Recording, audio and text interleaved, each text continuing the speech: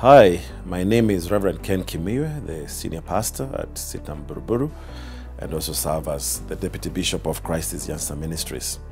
I'm so glad to have you with me on this forum. And basically, we have been, in the little while, looked at the subject, or are looking at the subject of resolving conflict in marriage.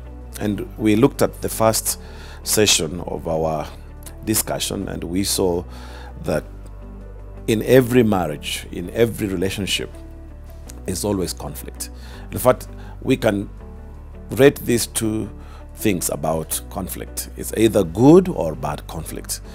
Good conflict is where we learn from it and we are able to know how to resolve our things amicably. But bad conflict is where we really get at each other, and sometimes even people resolve into physical conflict. And so we said that all of us, regardless of our status, regardless of who we are in life, marriage goes through conflict.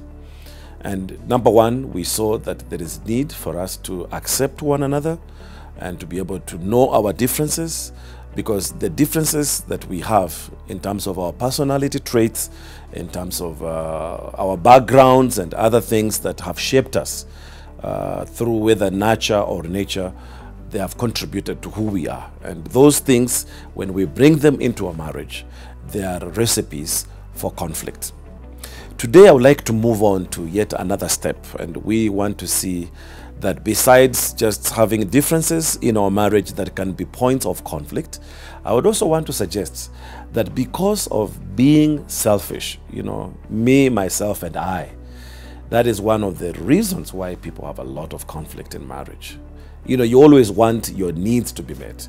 It is always your program that must be, looked into. It's always your space that you always want to work for, and not looking at the other needs of the other person.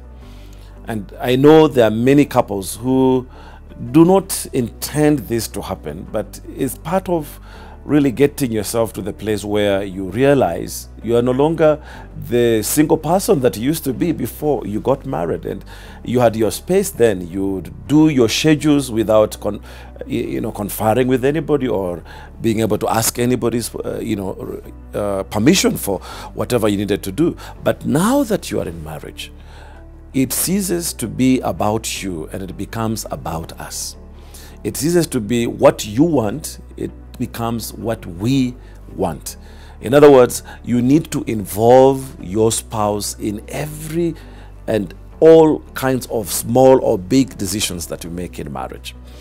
And whenever you are also involved in whatever activity that somehow will make the other person to be inconvenienced or probably require their input into it, then it is always best that you begin by informing them or letting them know that you are going to be involved in this, or you need their input in the other, even including things like finances, for example. You could also just decide you want to buy what you want to buy for yourself, or you want to invest in whatever you want to invest in for yourself. But you see, marriage is not about myself and I. It's about we. It's about what will work for the good of the couple.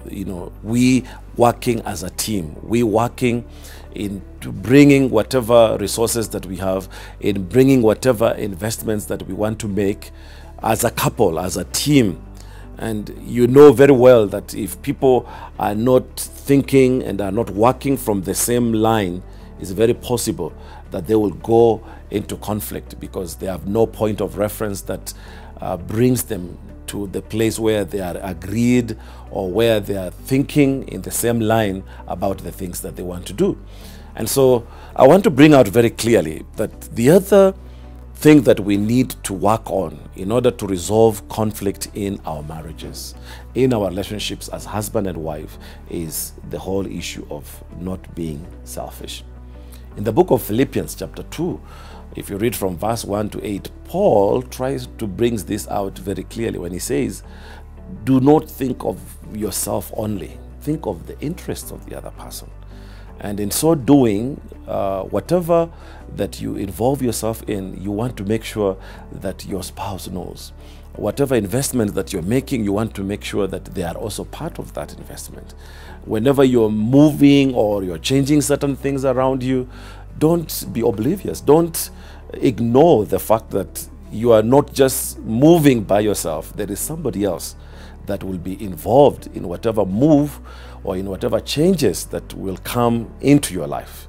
And so, as we talk about conflict resolution, I want to believe if couples can sit down together and they talk about some of their plans, they share some of the things that they want to do, so that it is not just husband moving to the left or the wife moving to the right, but the two of you joined together, agreeing this is how we want our marriage to go, or this is how we want our things to happen for us.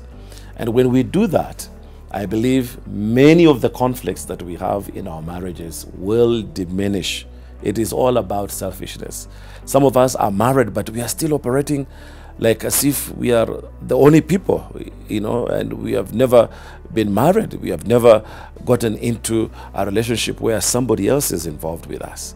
And so I want to pray and I want to hope that you will think through and you will find opportunity to understand and also to put down anything that may cause you and your spouse to be deviant or to be varied or to be pulling in different directions.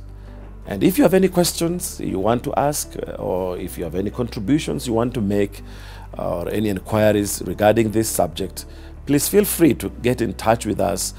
We are on YouTube, we are on Instagram, we are on Facebook, and we are on also WhatsApp, and you can connect with us. And I'll be more than glad just to relate with you in any of those platforms. God bless you, and let's keep this thing in the proper place.